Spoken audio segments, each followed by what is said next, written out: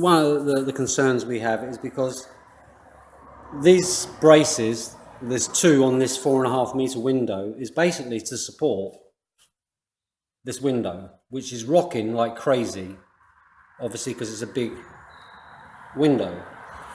So we're going to take these off, and we're going to have some new ones made up, very similar to these, that we can unbolt at the ends and at the tops, so that if ever you get damage, they can be bolted off and we can get these slats out of the shutters.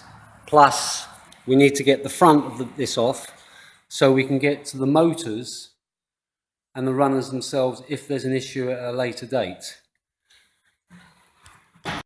Morning, Alistair. Had a load of brackets made up, which we're going to fix to the top part of these windows to stop them moving all along here, and bolt them on. And we've made them so they're removable, which we'll show you when we have them in the place.